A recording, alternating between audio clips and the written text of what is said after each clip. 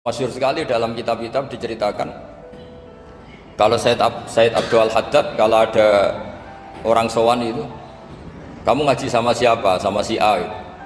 Pernah nangis gak pas ngajar? Gak pernah. Udah gak terus, gak usah diterusin ngaji orang seperti itu. Artinya atas ya, wong ora iso nangis ya.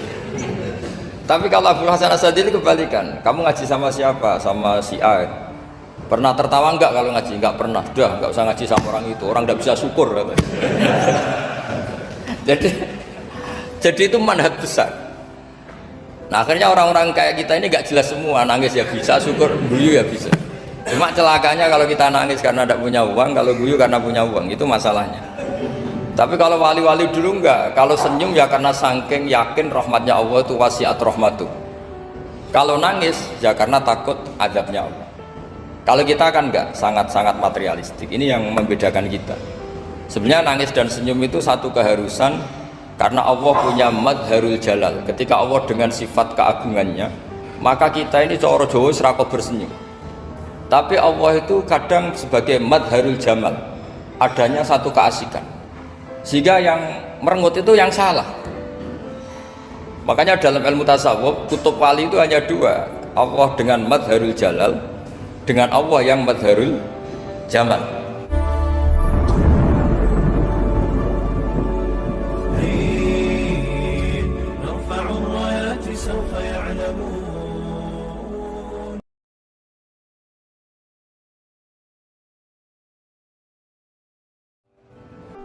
Al-Fatihah.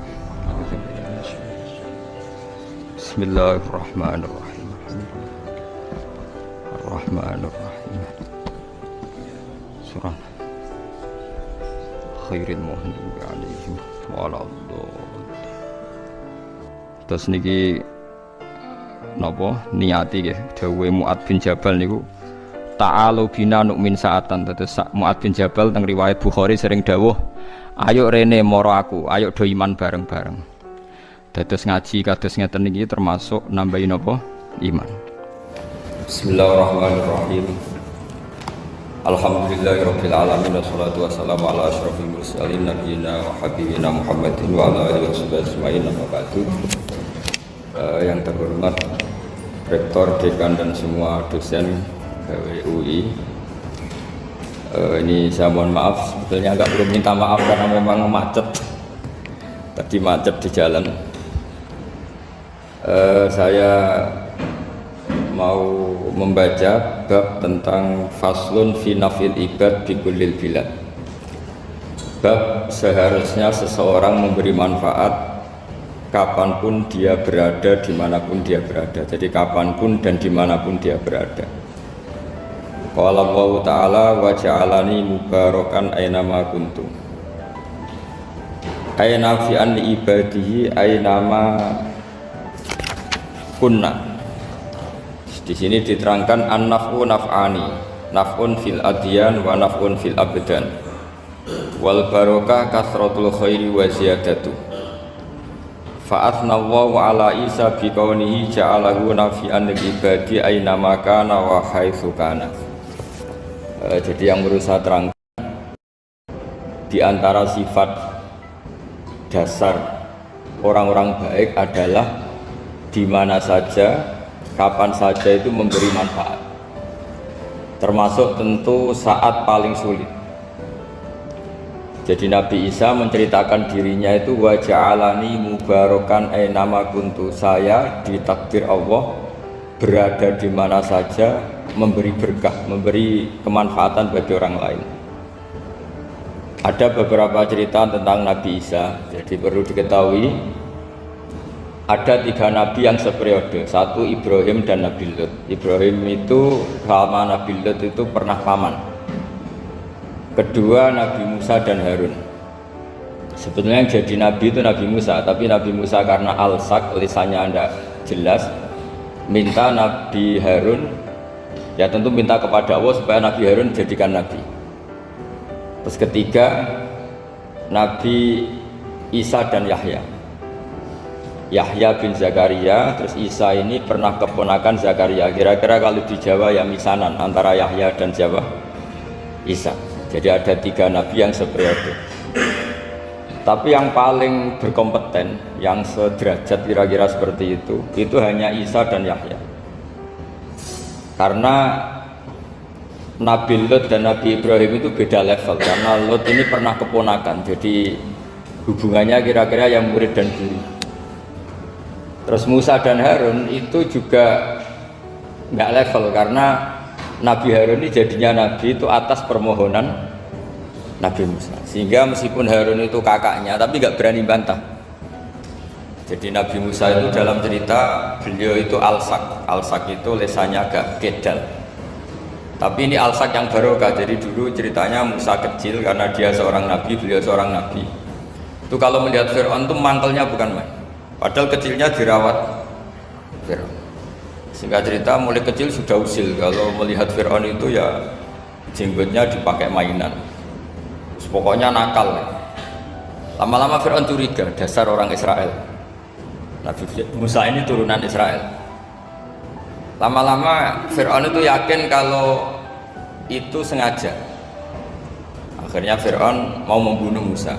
Terus kata istrinya Fir'aun, Musa itu masih anak kecil, jadi seperti itu ya bawaan anak kecil, bukan bawaan kebencian terhadap orang Kipti, orang Mesir.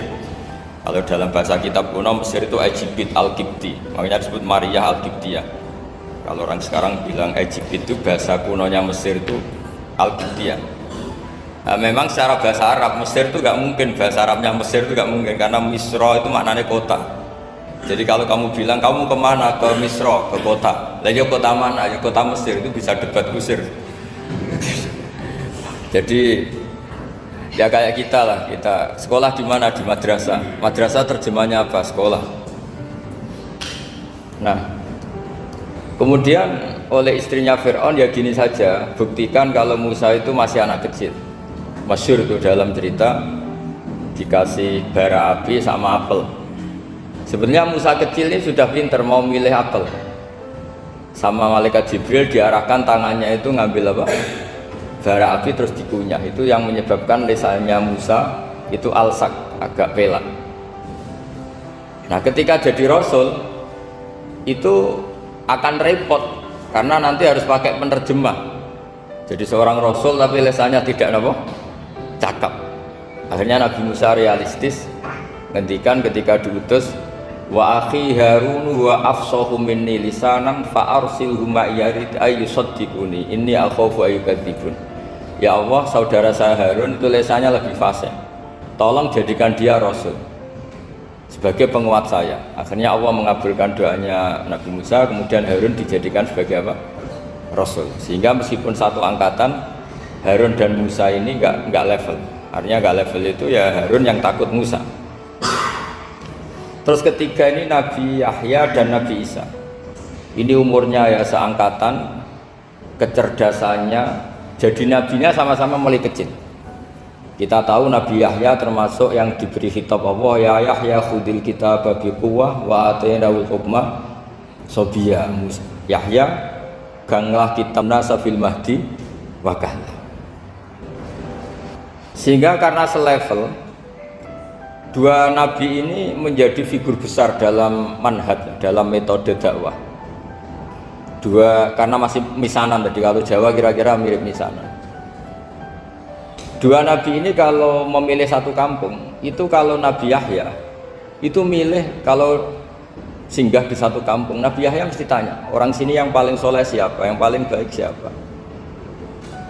Ya terus singgah atau nginap di rumahnya orang baik tadi. Tapi kalau Nabi Isa enggak, orang sini yang nakal siapa, yang paling beling siapa. Terus Nabi Isa singgah di situ.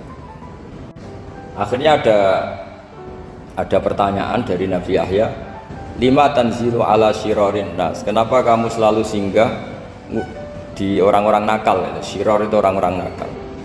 Masyhur itu Nabi Isa menjawab, ana tabibun udawil mardo. Di mana-mana Nabi itu ibarat seorang dokter, kerjaannya tentu menyembuhkan orang-orang yang apa? Sakit. Jadi dua nabi ini sering berdebat, tentu debat yang baik, dan itu menjadi cara Jawa itu punjeri ilmu.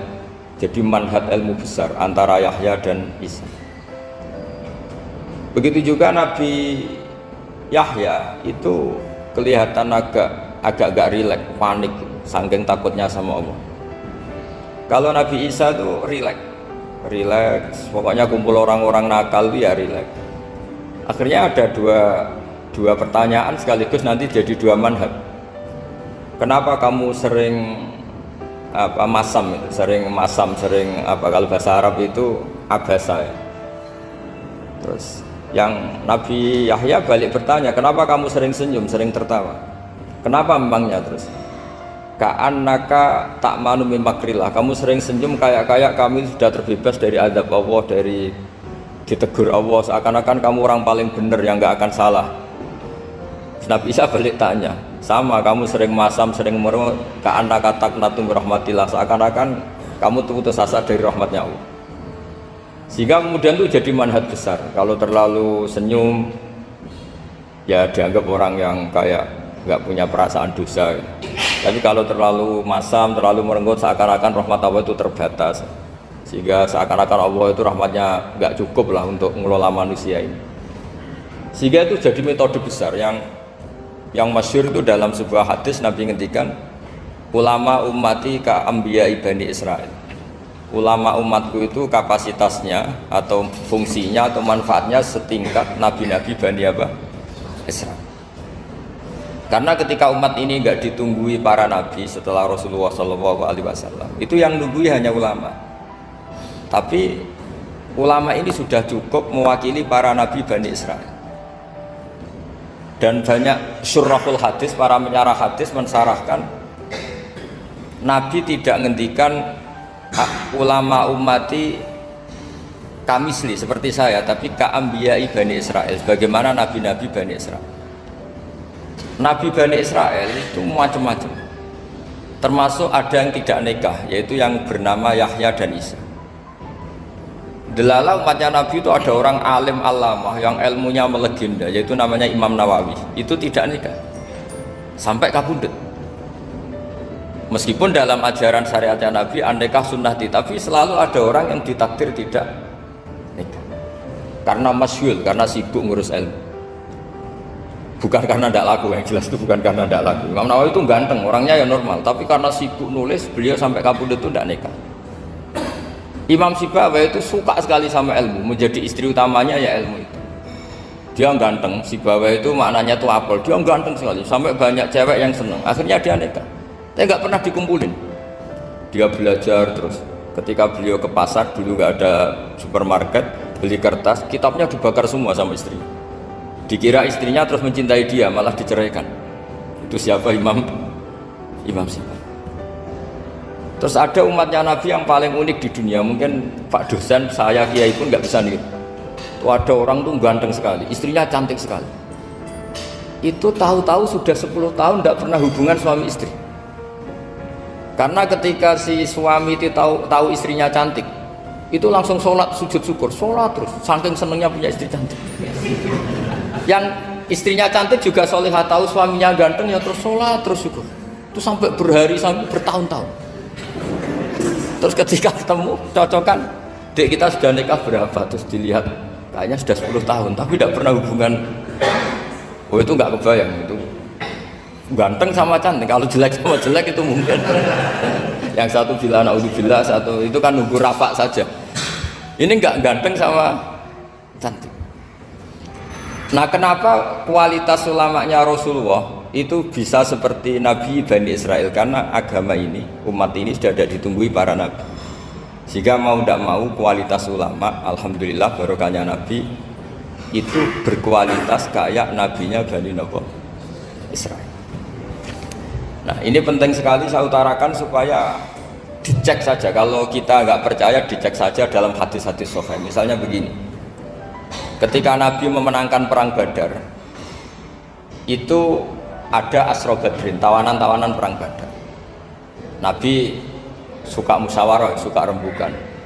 Ya Abu Bakrin, menurut kamu tawanan ini diapakan? Kata Abu Bakar, hum asyiratuka, mereka itu keluarga engkau, orang-orang Quraisy. Ya dibebaskan saja, pakai tebusan. Nanti uang itu kita kelola supaya jadi penguat Islam, dan orang-orang ini merasa utang jasa karena harusnya dibunuh, tapi kita bebaskan. Terus tanya, bagaimana kamu ya Umar, menurut kamu? Kata Umar, ini kan orang-orang yang dulu ingin bunuh kamu, yang ingin menghabisi jenengan, ingin dan sudah ngusir jenengan. Ya setelah ketangkep ya dibunuh, kok repot. Apa kata Rasulullah? Rasulullah spontan ngendikan, inna masalah kayak Abu Bakrin kamasali Ibrahim. Kamu ibarat kayak Nabi Ibrahim. Izqala faman tabi'ani fa innahu minni wa man asani fa innakal ghafurur rahim. Jadi Nabi Ibrahim itu unik. Melihat umat itu sesyafakoh itu. Syafakoh itu banget sayangnya. Nabi Ibrahim cara berpikir, faman tabi'ani fa innahu minni. Orang yang ikut saya ya Allah pasti golongan saya. Tentu layak masuk surga. Wa man asani, orang yang mendurhakai saya, fa innakal ghafurur rahim. Engkau Maha Pengampun. Bukan yang mendurhakai langsung masuk neraka, enggak, engkau Maha Pengampun. Wa masaluka ya Umar kama salin Nuh isqala rabbi la tadzar ala ardi minal kafirin dajjara. Umar, kamu mirip Nabi Nuh, inginnya semua orang kafir dihabisin. Ya masyhur kan Nabi Nuh itu enggak ingin ada orang kafir sampai ada banjir tufan. Nah kalau sampean tanya bedanya apa dengan garis keras sekarang? Bedanya ya beda sekali. Kalau Nabi Nuh benci sama orang kafir itu diserahkan yang punya, sehingga yang punya yaitu Allah yang menghukum dengan banjir bandang. Tapi kalau kita kan kadang kita bertindak sendiri, jadi potensi disalahkan. Yang jelas dalam hadis-hadis sahih, Nabi Nuh itu tidak bisa mensyafaati karena itu. Ketika diminta ini hadis sahih, bukan ada di Bukhari, ada di Muslim. Karena biasanya kalau di kota itu ditanya ini sahih enggak. Untungnya yang tanya kadang tidak paham, ini alhamdulillah aja, jadi wah repot.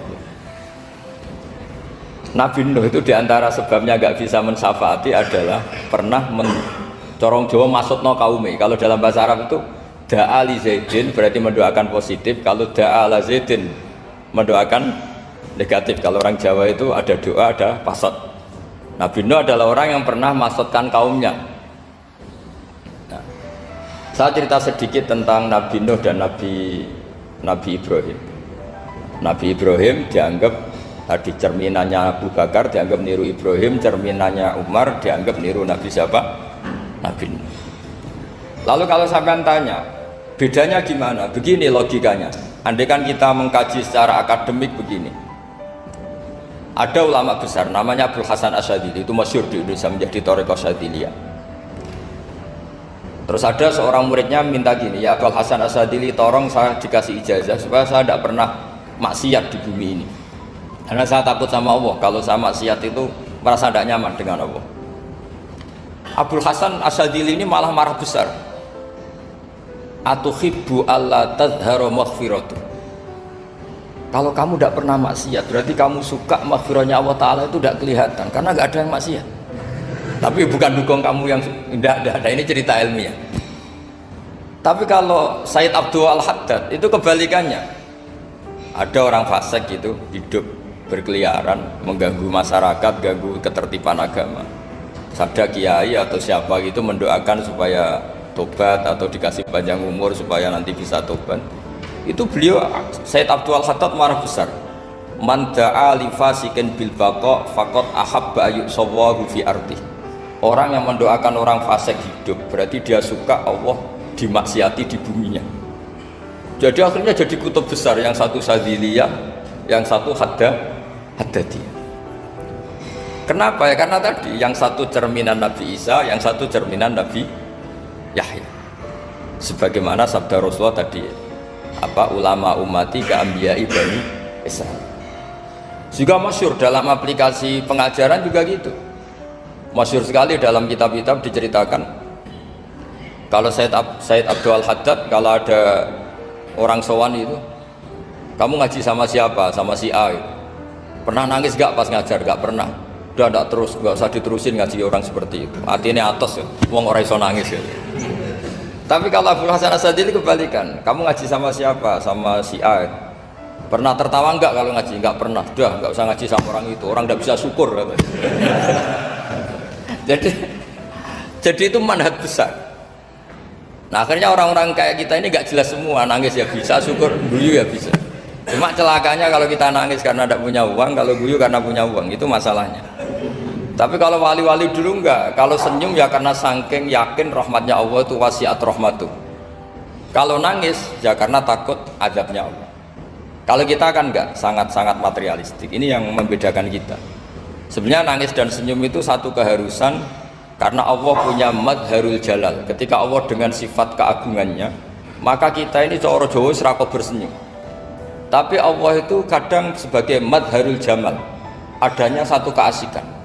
Sehingga yang merengut itu yang salah. Makanya dalam ilmu tasawuf, kutub wali itu hanya dua, Allah dengan madharul jalal, dengan Allah yang madharul jamal. Contoh madharul jalal misalnya gini, ketika Nabi Musa ingin melihat Allah, saking kangennya ingin melihat Allah, Robbi arini anggur ilaik, ya Allah saya beri hak untuk melihat engkau. Allah dengan jalalnya gini, Allah itu qadim, superior, tentu gak layak tersentuh barang hadis itu makhluk. Sehingga ketika falam matajalla rabbuhu lil jabali ja'alahu dakka wa kharra Musa sa'iqa, sehingga gak levelnya, apapun hebatnya Nabi ini tetap makhluk, sementara Allah itu qadim, gak kuat. Makhluk yang fana ini, yang profan ini gak kuat menampung zat yang qadim, yang superior, sehingga gunung pun hancur, Nabi Musa pingsan. Tapi ketika Allah dengan madharul jamal itu Allah dengan keindahannya, dengan kasih sayangnya memberi hak makhluknya untuk melihat. Nah, di sini ini Allah sering ngendikan wujuhu yauma idzin nadhirah ila rabbiha nadhirah. Nanti ada wajah-wajah yang di surga itu melihat saya, kata Allah. Tapi apakah betul melihat kayak saya melihat dosen, melihat Pak Rektor, melihat teman-teman? Itu tidak bisa. Karena Allah itu qadim, sehingga meskipun manusia ahlul jannah melihat Allah, tetap Allah ngendikan la tudrikuhul absar wa huwa yudrikul absar. Karena Allah dibalik jamalnya ya punya jalal, dibalik jalalnya juga punya jalal. Sehingga selalu di Quran itu diulang beberapa kali supaya proporsional. Nah, kenapa ahli sunnah tetap berkeyakinan Allah bisa dilihat? Logikanya begini, fa inna kulla maujudin yasihu ayyura. Allah itu zat sing nyata-nyata wujud dan punya eksistensi. Di mana-mana sesuatu yang wujud itu layak untuk bisa dilihat. Lalu pertanyaannya gini, kenapa kita tidak bisa melihat sekarang kok nunggu di akhirat? Karena mata kita sekarang itu profan, fana. Sementara kita setelah di surga, tubuh kita didesain abadi. Ya, saya ulang lagi ya, setelah kita di surga, semua fisik kita ini didesain abadi. Tentu karena desainnya sudah abadi, layak melihat zat yang abadi. Tapi pertanyaannya, kenapa tidak bisa ikhatoh, tidak bisa melihat sampai faham, la tudrikul absar? Karena abadi kita itu diabadikan, sebagaimana surga abadinya diabadikan, neraka diabadikan. Sementara Allah abadi dengan dirinya sendiri, yaitu Al-Qayyum, atau dalam bahasa ngajinya qiyamuhu binafsi. Nah, lalu makanya Mu'tazilah itu menentang betul kalau orang di surga bisa melihat Allah. Cara berpikir Mu'tazilah, melihat itu artinya yang dilihat ada arahnya, sementara Allah terbebas dari arah. Tapi kata ahli sunnah, cara berpikir tidak seperti itu. Melihat itu pokoknya tahu. Nah, tahu karena mata itu karena kita ditakdir tahu itu karena mata. Sebetulnya yang menjadikan tahu itu tidak mata. Ya kalau tahu ya tahu saja, bukan harus pakai mata. Itu cara berpikir ahli sunnah wal jamaah. Jadi saya beri ya bocoran. Kenapa mazhab ahli sunnah itu yang dipilih oleh banyak mayoritas di dunia, jumhur itu. Ahli sunnah itu dianggap pikirannya lebih orisinal. Misalnya ahli sunnah kalau ditanya, kenapa kamu melihat? Ya melihat saja. Kenapa kamu mendengar? Ya mendengar saja. Kesannya itu tidak rasional, kayak orang yang nggak pinter itu. Tapi sebetulnya itu yang benar. Jadi cara berpikir ahli sunnah itu melihat itu menjadi tahu. Menjadi tahu itu bisa karena mendengar, bisa karena melihat, bisa karena dikasih tahu, bisa karena bersentuhan. Sebab itu di Quran itu ada ayat ala ya'lamu man khalaqa, bukankah zat yang menciptakan itu menjadi tahu. Sehingga kenapa Allah itu selalu tahu? Karena Allah yang menciptakan. Kalau kamu tahu karena mata, sekali itu jauh, maka kamu tidak melihat. Atau kamu sekarang buta, kamu tidak melihat. Atau tertutupi barang itu, maka kamu tidak melihat.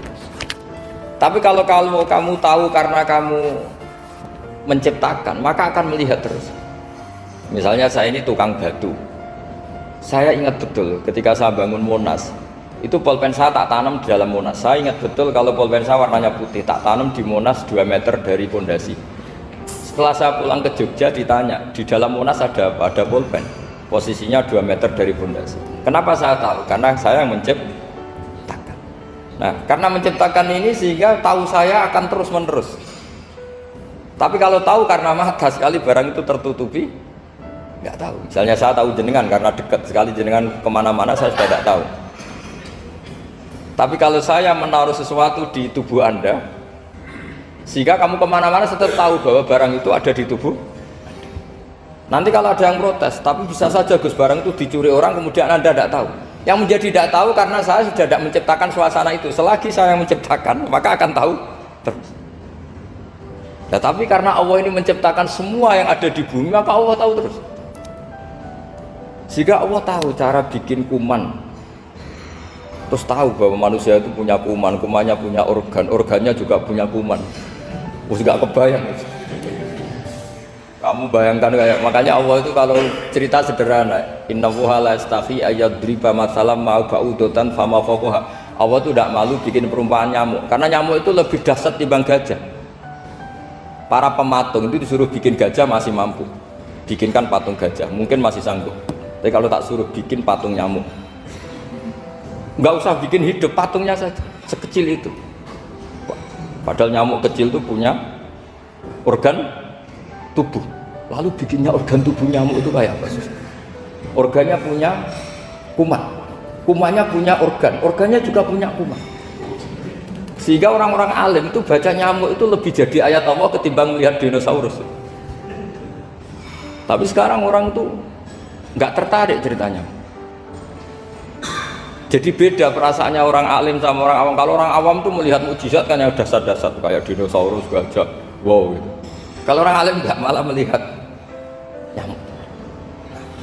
Kealiman seperti itu terjaga di umatnya Muhammad, di umatnya Rasulullah Muhammad SAW. Karena ketika umat ini nggak ditumbuhi para nabi, itu Allah menjamin Muhammad, ulama umatmu nanti punya kemampuan seperti nabi. Tentu tidak dalam keutamaan ya, keutamaan tentu nggak sekelas sama nabi. Kenapa itu terjadi? Karena tadi para nabi ini mewakili sekian karakter.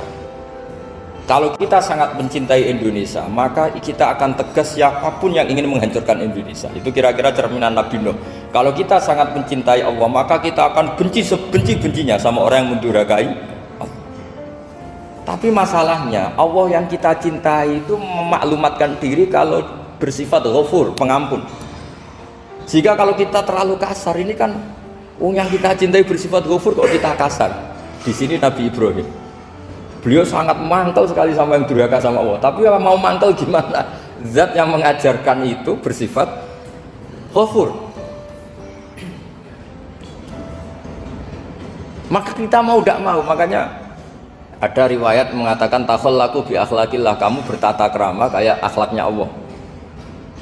Akhirnya ya sudah, kita mau apa coba? Kira-kira kalau kamu mencintai seseorang, itu potensinya kan dua, protektif. Ada telepon, itu dari siapa? Cewek atau cowok? Protektif. Itu bukti cinta apa bukti suudon? Kan tidak tahu. Tapi misalnya kamu cinta perempuan terus WA-an sama lelaki gak apa-apa, jalan sama lelaki gak apa-apa, sama masa lalunya pacarnya juga gak apa-apa. Itu cinta apa pembiaran? Kan sama-sama gak jelas. Nah kira-kira mencintai Allah itu kira-kira analoginya seperti itu. Kalau yang satu protektif, Allah harus zat satu-satunya yang disembah, nggak boleh didurhakai, nggak boleh dikhianati kok. Sehingga ini sangat keras sekali. Nah, ini Nabi Nuh. Di sini ada Nabi Ibrahim, karena orang yang zat yang kita cintai bersifat ghafur. Jika kalau kita terlalu tegas beda dengan sifatnya Allah yang bersifat ghafur. Nah umatnya Nabi seperti itu mulai dulu. Ada yang moderat, ada yang keras, ada yang setengah keras, setengah moderat. Ada yang ngambil sikap, oh udah mangan turu, ngenteni mati. Ya, itu lebih baik itu timbang punya istihad tapi gak jelas, mendingan. Itu ada riwayatnya. Suatu saat ibadah akhir umatku terbaik adalah tidur. Maksudnya tidur itu gak ngambil sikap, masyhur itu. Saya beri riwayat yang ada di Bukhari Muslim. Satakunu fitanun al-qaid fiya khairun al-qaim wal qaim fiya khairun al-masyi wal masyi fiya khairun nasai. Nanti di akhir zaman itu banyak fitnah, kata Rasulullah. Yang duduk lebih baik ketimbang yang berdiri, yang berdiri lebih baik ketimbang yang jalan biasa lebih baik ketimbang yang jalan bergegas. Man tasyarrafa laha tastasrifu. Fitnah itu adalah siapa yang terlibat maka akan semakin parah. Sehingga semenjak itu ulama berpikir nanti di akhir zaman kalau ada fitnah itu sebaiknya orang ngambil sikap sepasif-pasifnya, secuek-cueknya. Jadi semua syurahul hadis sepakat makna hadis ini apa? Orang disuruh sikap secuek-cuek. Misalnya pilihan presiden, contoh kecil pilihan presiden. Mungkin para intelektual nggak merasa, tapi kalau ulama itu cara berpikir beda. Pilihan presiden, kamu fanatik milih A, yang satu fanatik milih B, ya presiden atau bupati atau gubernur. Terus yang satu bilang gini, wah kalau nggak di presideni A, nggak di bupati A, nggak di gubernuri A, negara ini rusak. Mungkin betul dari segi jejak rekamnya A ini bagus. Tapi pertanyaannya secara tauhid, bagaimana Anda menggantungkan kesejahteraan sama makhluk? Kamu nggak pernah terusik begitu kan para intelektual? Itu kan melukai. Bagaimana mungkin Anda menggantungkan kesejahteraan dengan seorang makhluk? Wah kalau di presiden A pasti Indonesia makmur, kalau bupati A pasti Sleman makmur, pasti Bantul makmur. Nah, bagaimana mungkin makhluk yang sedang soleh kamu pastikan selalu soleh? Wong dia makhluk bisa berubah. Sementara yang B misalnya fasik, wah kalau dipimpin B pasti rusak negara. Bagaimana kamu pastikan B yang fasik selalu fasik? Biasa aja dia husnul khotimah. Yang fasik pas mimpin jadi soleh, yang soleh pas mimpin jadi fasik. Akhirnya ulama karena tahu sifat manusia itu rubah-rubah dan kendali di tangan Allah, sikapnya nggak jelas. Saya ini termasuk orang yang terkenal nggak jelas. Karena kalau ditanya, Gus sampai milih presiden mana, bakti mana? Sanut pangeran Gresing dadi aku loyal. Wah, anut pangeran yo kacau. Wah, luwih kacau menan anut pangeran kata saya. Ini kan sudah nggak sambung karena pikirannya ulama memang nggak beda, cara berpikir ulama itu beda. Bahkan bapak saya itu kalau didik saya itu begini. Kalau meseli saya atau ngirim saya dulu itu kan pakai mesel. Ini uang kamu 500.000 untuk kamu. Mesti ditambahi 100.000 ini untuk buat jajan sama teman-teman. Mesti ada uang pokok, ada uang sodako. Dulu saya sering tanya, kenapa bapak sangat menghormati teman-teman saya? Kata bapak, kue mondok, aku raiso nyukupi, sing iso nyukupi ya konco-konco. Ternyata betul, rata-rata anak kuliah atau anak mondok, uang pribadinya kan 8 hari dari dikirim sudah habis. Berarti kan masih 22 hari kok bisa hidup, itu kan barokahnya teman-teman.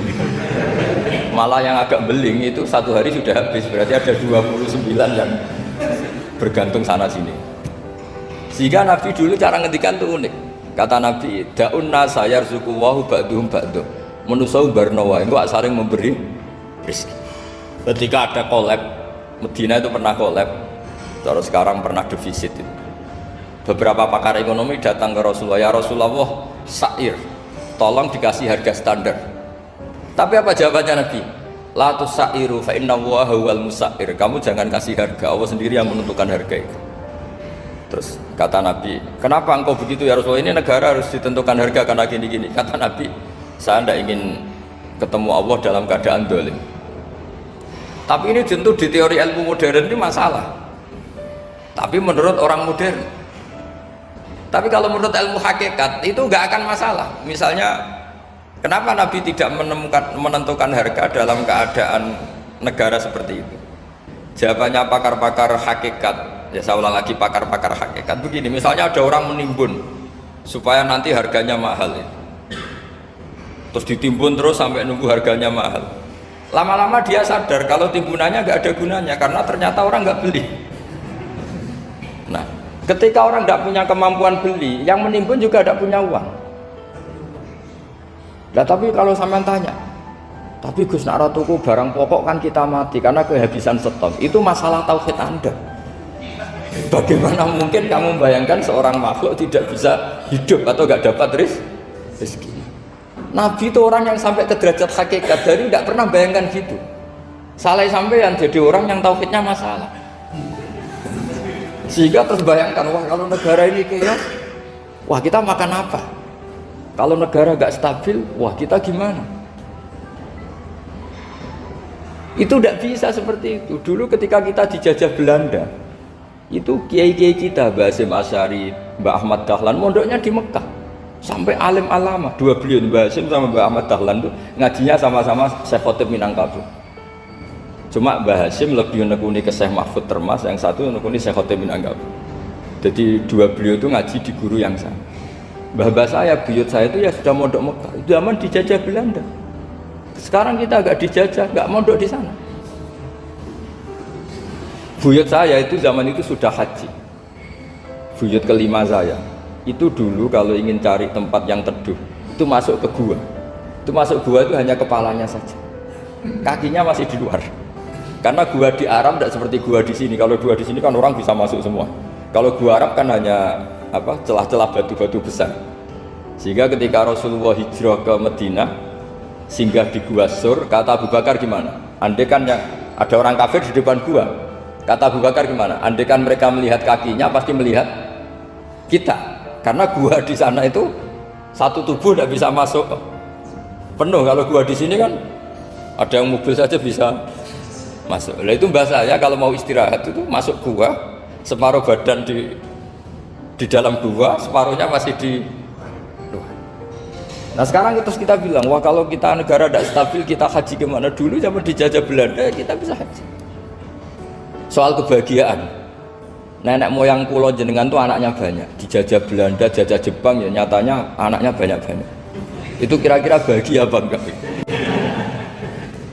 Nah artinya gini ya, tentu kita tidak ingin dijajah itu tentu ya, tapi kita ini selalu latah. Wah kalau ekonomi jatuh kita makan apa? Kalau kita dijajah kita tidak perlu seperti itu. Rahmatnya Allah Ta'ala itu akan adrokatna. Rahmatnya Allah Ta'ala akan menemukan kita. Apapun kondisi kita, apapun keadaan kita. Ini cara berpikir tauhid. Sehingga Nabi itu tidak pernah bayangkan umatku narata tunggoni piye, ditunggoni Allah. Sehingga masyhur dalam hadis-hadis sahih, la tazalu ta'ifatun min ummati dhahirina 'alal haq la yadurruhum man khadalahum wala man khalafahum wala man nawa'ahum. Selalu di umatku ada kelompok-kelompok yang selalu membela kebenaran dan tidak akan terkalahkan oleh kesesatan di akhir zaman. Kenapa? Cara berpikir orang tauhid itu sederhana begini. Allah menamakan dirinya Al-Hadi, penunjuk jalan. Dan sifat Allah pasti nafidah karena Allah tidak terkalahkan. Sama seperti Allah menyifati dirinya Ar-Razzaq, Ar-Razik yang memberi rizki. Maka orang segoblok apapun, selumpuh apapun, selemah apapun tetap dapat rizki.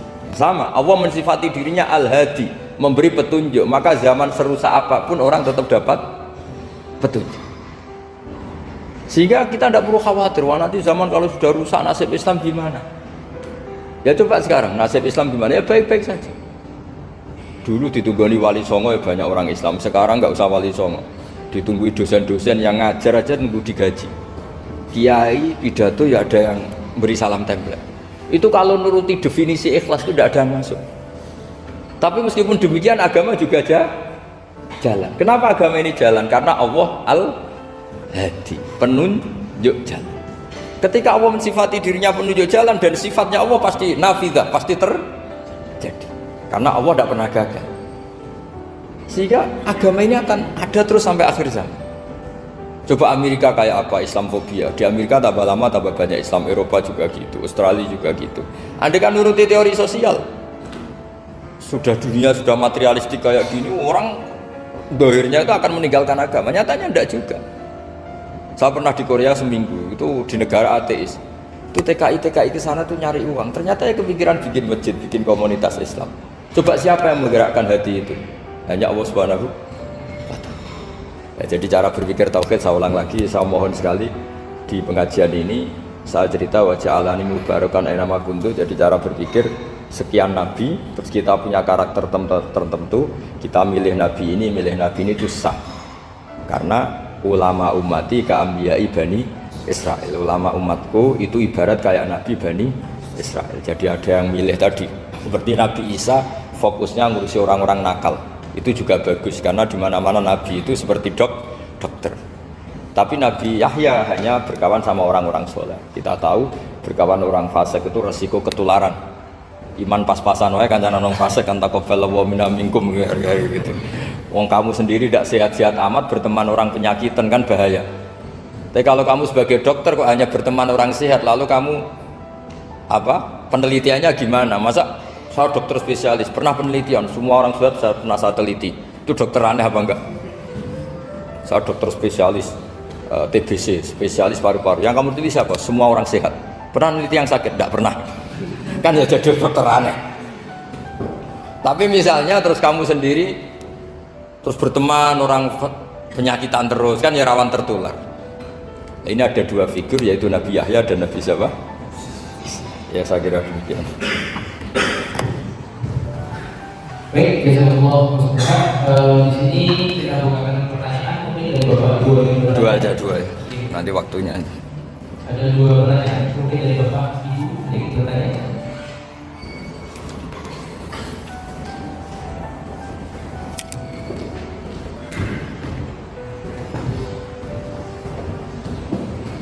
Assalamualaikum warahmatullahi wabarakatuh. Assalamualaikum warahmatullahi wabarakatuh.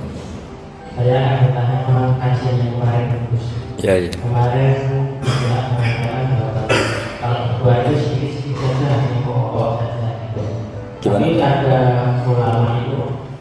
Ulang lagi kak, Kemarin saya katakan bahwa kalau berdua nggak usah panjang-panjang, pendek aja. Tapi banyak ulama mengatakan bahwa kalau berdua itu biasanya karena itu ibadah. Umumnya asal berlaku. Terus banyak ulama itu yang mengatakan doa ibadah, doa itu intinya dari ibadah. Itu gimana? Terima kasih. Assalamualaikum warahmatullahi wabarakatuh. Udah ini gak apa-apa di sini aja. Jadi jelas ya, ada ayatnya ud'u rabbakum tadarru'aw wa khufyah. Terusannya apa? Innahu la yuhibbul mu'tadin. Kalau kamu berdoa itu yang tadarru' itu ya yang sangat sopan, wa khufyah secara diam-diam atau secara enggak berlebihan. Terusannya ayat innahu la yuhibbul mu'tadin. Allah itu tidak suka orang yang melewati batas. Itu termasuk melewati batas dalam doa karena ada unsur mendikte Allah. Saya memberi contoh tadi, misalnya kita sebagai cowok berdoa, ya Allah saya ingin punya istri cantik, sholihah, nasabnya baik, gak pernah cerewet, gak pernah apa. Itu kan nanti nyarinya juga susah. Nanti kalau Allah menjabatkan itu adanya di surga, nindonya rapayu rabi, kira-kira. Ya itu sudah berlebihan. Terus kalau ada ulama mengatakan doa itu mukhul ibadah, itu maksudnya gini, doa itu bukti kita minta itu bukti kita lemah. Nah merasa lemah itu sudah bagian dari ibadah. Makanya masyhur itu syairnya Abdul Al-Haddad itu, fadu'ai wabdihali dalilun li fiftikori itu. Jadi saya berdoa itu hanya sebagai bukti saya butuh Allah. Saya sendiri tidak punya kepentingan mustajab apa enggak. Jadi wali-wali yang mengatakan doa itu mukhul ibadah, sebetulnya itu malah wali-wali yang dari awal gak kelintas disembadani apa enggak.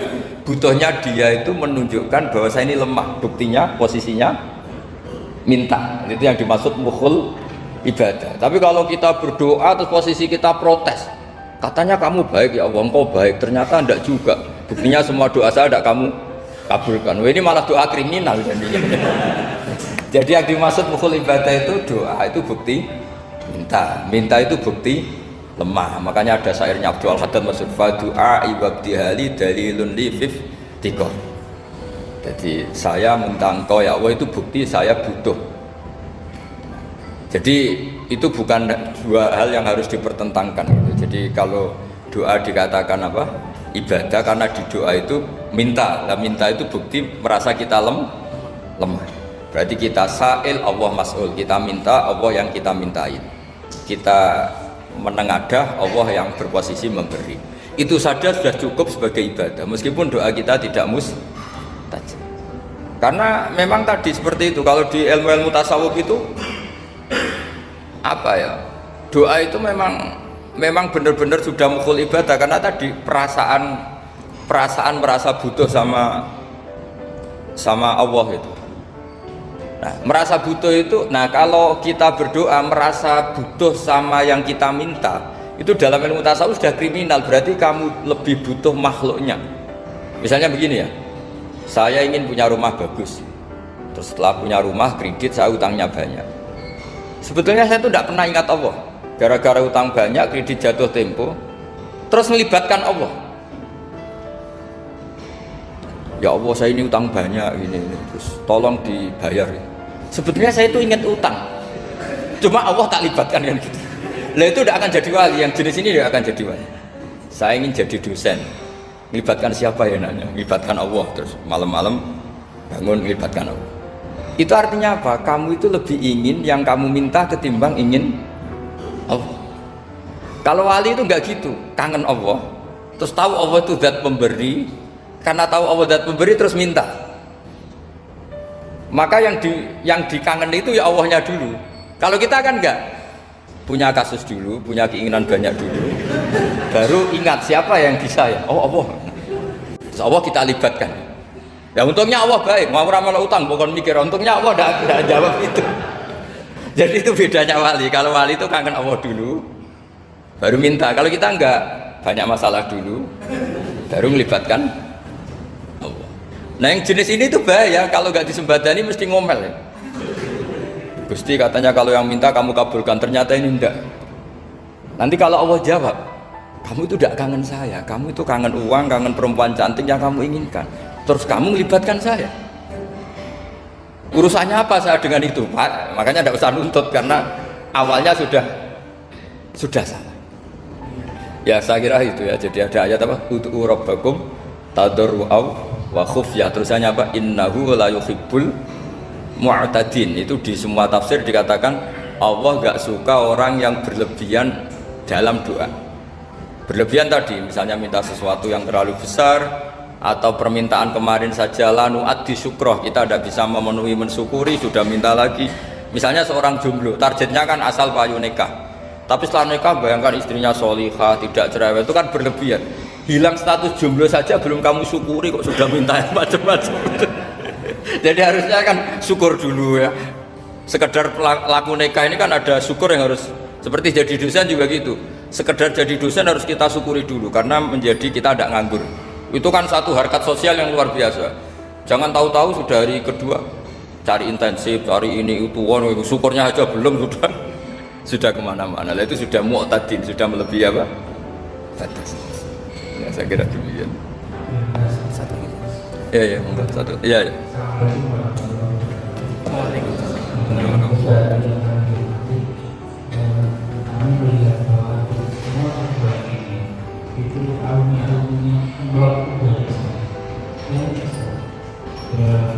Namun apa yang terjadi, mereka sebenarnya itu sudah bekerja. Saya karena saya seorang guru, saya kesadaran beberapa tahun kemarin, maka saya menemukan sebuah pendidikan yang saya anggap itu terus, yaitu pengetahuan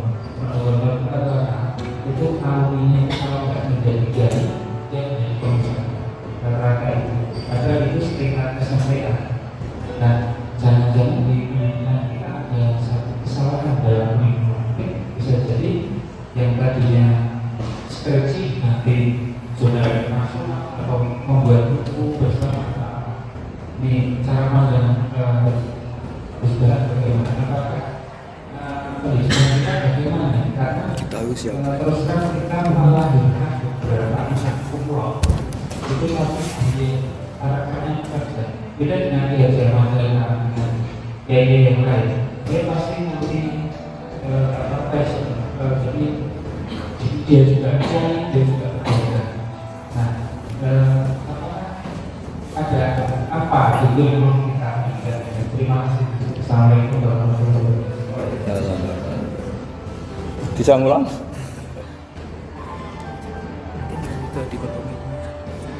Jadi begini ya masalah pendidikan ya. Kalau saya jawab pakai ilmu hakikat saja karena ini keahlian saya. Sebetulnya begini ya, kalau misalnya itu ya subjektif juga, misalnya bilang rata-rata alumni pondok ini sukses, alumni kampus ini sukses, yang ini tidak sukses, itu satu pasti subjektif ya. Karena biasanya yang diterkenalkan ya yang sukses-sukses. Saya punya tetangga dari pondok yang Anda sebut itu kebetulan tidak sukses semua. Itu jantung saya sampai ngeluh. Saya ini gimana kok? Ya sudah seperti itu kan subjektif. Ya. Tapi menyangkut pendidikan itu begini ya, menyangkut hasil dari pendidikan itu. Andai kan kita bicara ilmu hakikat, misalnya kita mondok itu, mondok kemudian jadi orang miskin, jadi orang yang menurut orang banyak tidak berguna di masyarakat. Ternyata kita ini orang yang kelihatan tidak punya karir, tapi kalau malam sujud sama Allah, punya anak niat memperbanyak orang sujud, terus punya ibu yang sakit-sakitan kita rawat, meskipun kita tidak jadi dosen, tidak jadi menteri, tapi indah Allah itu luar biasa karena berstatus ngerawat ibu, ngerawat anak, ngerawat istri. Nah Islam itu datang dengan jargon-jargon seperti itu, sehingga Nabi kalau muji itu ada Uwais Al-Qarni, ini orang yang luar biasa. Ternyata dia itu punya ibu lumpuh yang kalau kemana-mana harus digendong. Ketika tetangga-tetangganya berhasil sowan Rasulullah itu Uwais Al-Qarni tidak bisa, karena setiap ibunya dipamitin mau sowan ke Rasulullah itu sama ibunya nggak boleh. Tapi apa yang terjadi? Justru dipuji-puji Nabi sebaik-baiknya kurun itu waktu adalah kurun yang ada Uwais Al-Qarni. Saya punya teman, ini kisah nyata, saya berkali-kali ngisi ngaji di komunitas ulama. Ini mungkin tidak bagus untuk kampus, tapi harus saya utarakan supaya ya kita evaluasi. Saya bilang gini, saya ini jadi kiai itu sering iri sama orang goblok. Orang goblok itu barokah kata saya gitu. Itu kiai kaget semua karena saya bilang orang goblok itu barokah. Saya beri contoh gini, misalnya saya pinter, terus juara MTQ, juara hafal Quran atau juara baca Quran secara tartil. Ujung-ujungnya saya dapat hadiah umroh atau apalah, atau hadiah rumah atau apa.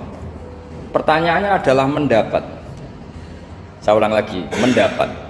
Sementara ada santri yang bodoh, gara-gara bodoh itu dosen UI yang enggak, jadi kiai yang enggak, akhirnya dia jadi pekerja di Korea. Barokahnya bodoh tadi. Karena di Korea melihat orang ateis, akhirnya dia kepikiran bikin masjid. Sebagian gajinya disumbangkan untuk masjid. Ini bodoh pendiri masjid.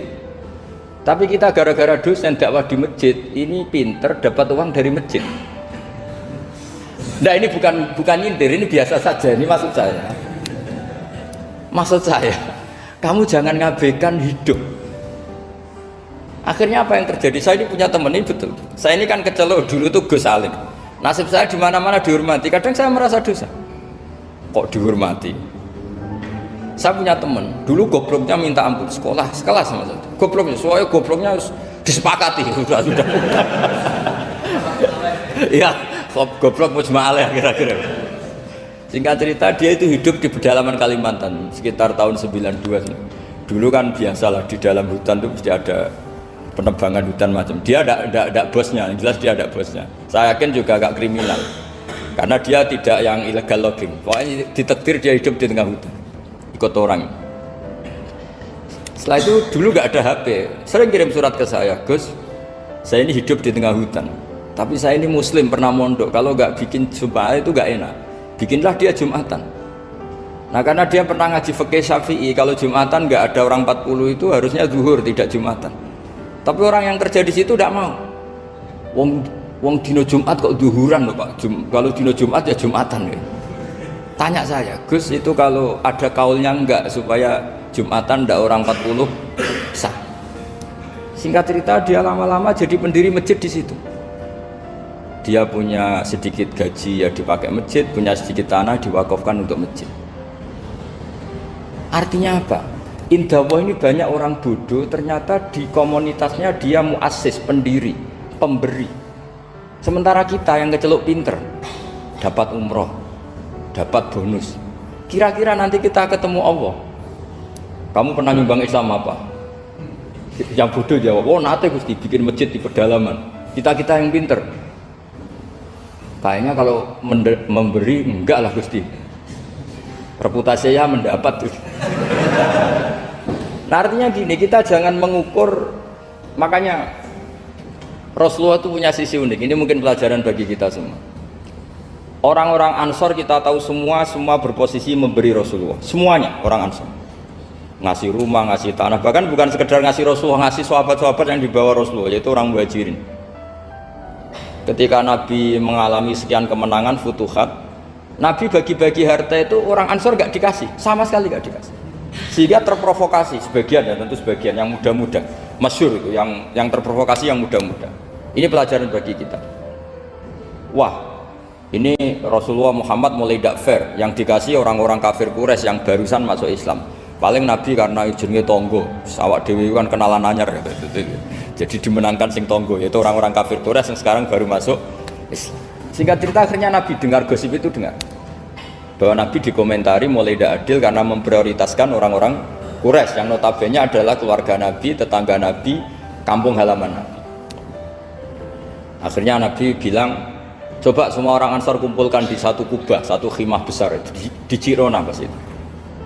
Dikumpulkan, terus orang Ansar ditanya, dengar-dengar makolatun balagona angkum, ada satu makalah dari kamu, apa betul itu kamu yang mengatakan?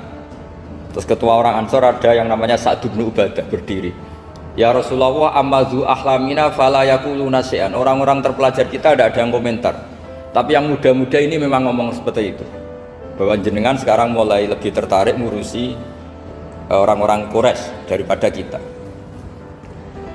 Terus itu di Jirona itu ya kira-kira berapa kilo ya, 40 kilo atau 30 kilo dari Mekah. Zaman itu Nabi posisi di Jirona. Jawabannya Nabi itu unik. Oh iya, kata Nabi. Apa yang dikatakan Nabi? Saya ini Rasulullah, nanti kamu pulang bersama saya. Tapi orang-orang ini, orang-orang Bedui ini, setelah saya kasih kambing, saya kasih unta, mereka pulang. Ama tardona ayarji annasu bisyati wal ba'ir wa tarjiuna antum bi Rasulillah. Kamu ini nanti mendapat saya ini nanti ikut pulang kamu ke Madinah. Berarti kamu mendapat saya, afdalul khalqi, orang terbaik di dunia. Mendapat sayyidun nabiyyin wa. Tapi orang-orang yang setelah saya kasih uang itu pulang. Artinya gini, kamu berorientasi mendapat saya apa mendapat uang? Nangis semua orang Ansar, enggak gitu ya, sudah mendapat jenengan saja duit gak notnya. Ternyata Nabi itu mentertawakan sama nyun sewu Arabul Arab, orang-orang Bedui Arab. Ya Rasulullah, kita ini baru Islam, tolong diservis dong, namanya mu'allaf. Saya baru Islam, tolong diservis toh. Ya Rasulullah, ya sudah kamu ngambil unta ini, diambil pulang. Yang satu minta kambing, diambil pulang. Terus kata Nabi, kowe seneng duwe kelakuan ngono, ketemu Nabi ra tertarik ngaji. Bartuk duit mulai bartuk duit. Sementara kamu mendapat saya. Intinya Rasulullah ingin mengajarkan ke orang-orang Ansor, kamu dulu tuh heroik. Posisinya memberi untuk Islam, maka heroik kamu tidak akan saya batalkan. Dari mental memberi kemudian ingin mental mendapat. Itu hebatnya Rasulullah. Jadi kalau dalam tradisi sahabat, misalnya saya sering ditolong orang gitu, kok setelah saya jadi kiai besar atau jadi wapres kira-kira gitu kayak Pak Maruf Amin, itu malah sebaiknya tidak usah balas yang berjasa kalau ini calon wali, karena nggak boleh kebaikan itu dibatalkan dengan mendapat. Ini cara teori politik masalah ini. Tapi kalau teori wali keharusan, masa ngamal kok dibatalkan? Nah kan ini ngaji, kalau ngaji itu ya daftarnya jadi wali, jangan jadi politikus kan gitu. Jadi ibarat kita, coba sekarang banyak kampung itu geger kan gara-gara itu. Wakifnya masjid itu ikhlas tanah untuk masjid. Lu anak cucunya kok terus ambisi jadi imam, jadi pengurus takmir, padahal tidak layak.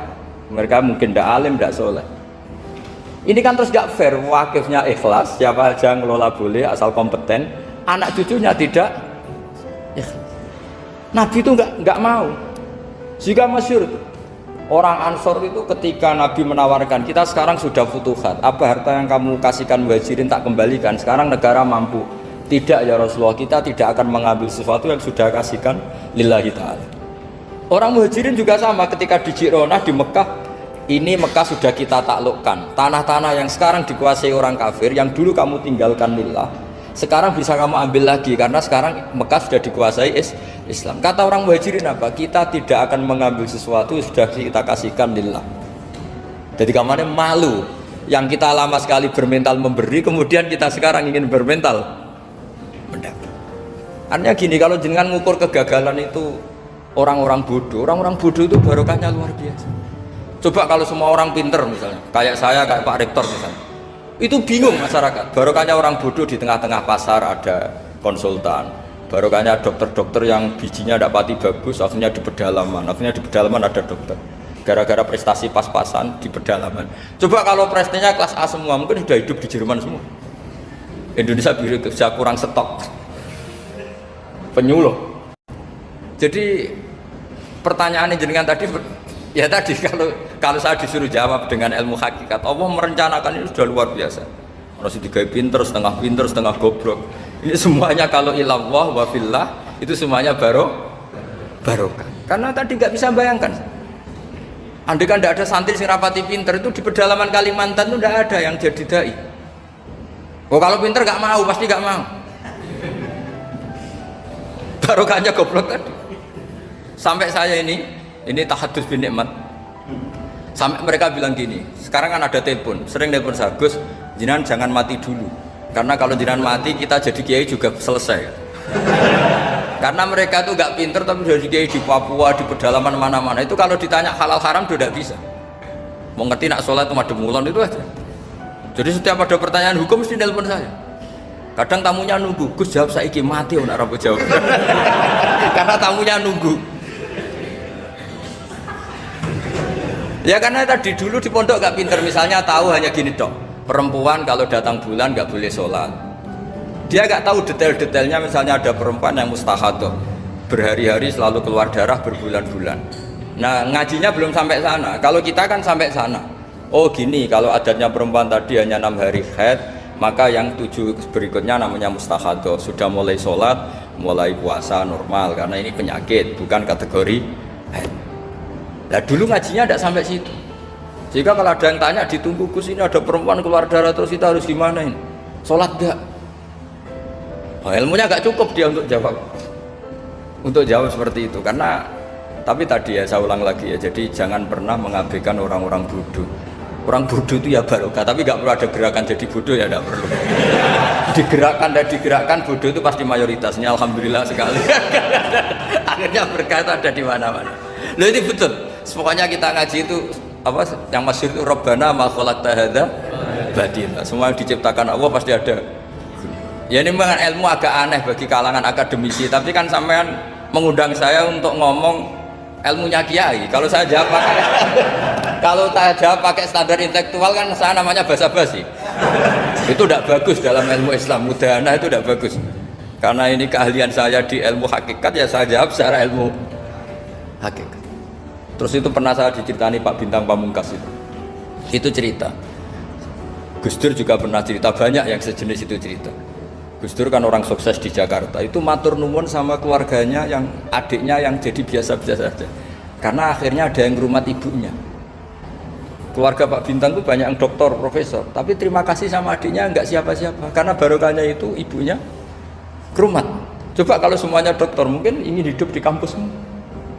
Kiai juga gitu, kalau ada kiai top, biasanya punya adik yang nggak pati top. Dan kiainya top bisa kemana-mana, karena ada adiknya yang nggak top, yang ngurmat ibunya, ngurmat anaknya. Jadi sebetulnya Allah sudah mempersiapkan sedemikian rupa. Tapi kalau kita tidak syukur ya jadi repot. Itu udah hanya cerita tentang Gus Dur, Bintang Pamungkas, mungkin Pak Jokowi, Pak Soekarno, semuanya sama lah. Pasti di balik orang top-top ini ada orang-orang yang berkorban untuk kebaikan keluarga di internal. Dulu ada sahabat namanya Abdul bin Umi Maktum itu buta. Itu tidak pernah ikut perang karena buta. Tapi setiap Nabi perang itu yang jaga Madinah itu Abdul bin Umi Maktum. Tapi terus jangan bilang orang baru kayak buta ya tidak usah gitu. Pokoknya saya cerita ini. Rabbana ma khalaqta hadza batila, bahwa engkau ya Allah yang kau ciptakan ini tidak ada yang nggak ada guna. Kira demikian. Assalamualaikum warahmatullahi wabarakatuh.